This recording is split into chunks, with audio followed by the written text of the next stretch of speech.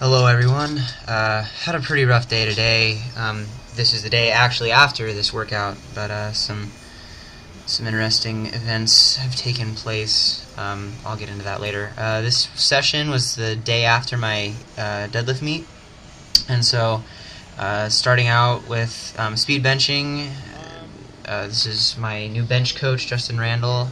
Has me running speed bench on my day one, and I'm still getting used to it. I'm trying to bring the first rep down fairly slowly, create the muscle memory, and then try to just shove the weight off. It was tough. It was tough to try to keep the weight going quickly and keep my position through that. And so some of these sets ended up not looking so great. Some of them were slower than others, but I'm trying to really just throw the weight off my chest, lock out every rep, and just work on building the speed through the entire press. And like I said, I trust Justin, and I trust his ability to build a solid bench pressing program, and he and I are working to make it fit around my squatting and deadlifting with the Shaco setup. So I really appreciate him being flexible with me on that, and understanding that I'm going for a total, not just a better bench than I have. Moved over, did some high bar squats. I didn't feel quite like I wanted to go right into the Shaco squatting just yet, since I did have the deadlift meet yesterday, and so this whole session I decided I was going to hit a single. Last time I did the high bar squats was in the deload, and everybody was telling me, "Oh, your high bar squats look so much easier than your regular squats," and so part of me wanted to do this kind of not to just show what I meant, but people didn't seem to believe me when I said if I increase the weight, they're going to be harder for me, and people didn't seem to accept that piece of information. And so this is a 500-pound high bar squat, and you can see you get about halfway up, and all of a sudden it becomes a neck lift, and this is, do not try that at home. That is danger. I even said at the end of the rep, that was ugly. That was a tough rep. It even looked better than it felt, actually. When I watched it, I'm like, wow, it felt way worse than it looked, which is pretty sad because it looked quite awful. Afterwards, I did a back down set of 405, and I ended up doing 9. And if you have a weak constitution, please look away, because these start to get pretty ugly. Like I said, someone asked me in my last high bar squat video what my best ever high bar squat was, and I responded with, well, that 405 that I did during the deload week was probably the lightest, or probably the heaviest I'd ever gone with this lift, because I don't ever train high bar. And so doing 405, I end up doing 9 reps here, and it's pretty horrendous the whole time. So you see my left knee, I start to lose it. The bar, again, it likes to travel just up my neck. I'm not used to this position. It's hard for me to keep it where I want it to on my back, and my chest is collapsing. And so I know all the technical things that I'm doing wrong. That's what that laugh was there for. I'm like, I know how bad these look, but I just decided that it was going to be this is more of a mental set, because I'm using a weight that's not particularly heavy. I'm just doing something to really, stimulate the idea of having to grind through something and have a gut check. And you're going to see my core even starts to really break down here, just from all the taxing, all that I'm asking from it right here.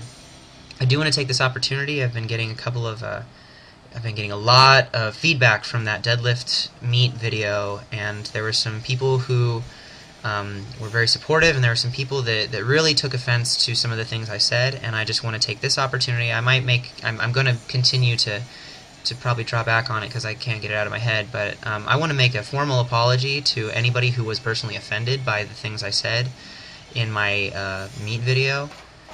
Just a second. Don't try that at home. Do not try this at home. Yeah, I didn't mean to hurt anybody's feelings. I didn't mean to bash anybody. I tried to prevent myself from bashing them.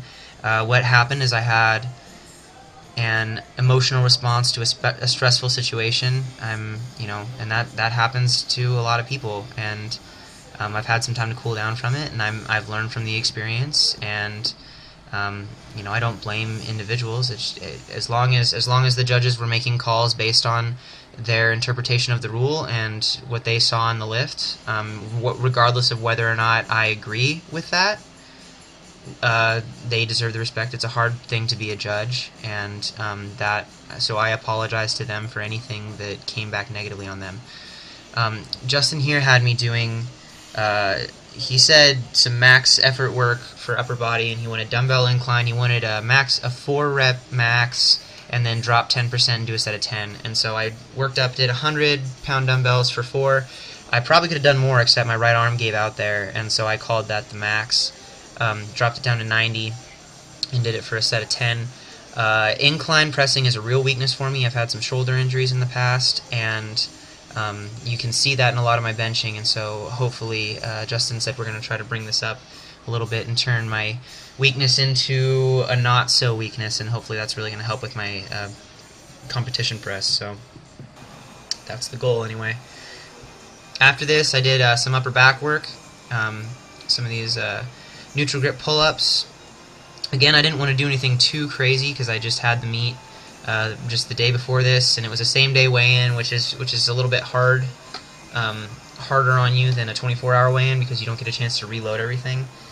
And right after that, actually, I kind of came off my diet a little bit I made the weekend a cheat meal week, and then Justin convinced me to show off my carb load because I had dropped down to 195, and then I introduced a whole bunch of carbohydrates back in. So this is some impromptu gym posing, and so I don't mean to offend anybody here either or scare them away with my whiteness. Please note again, I am not a bodybuilder. I am a powerlifter.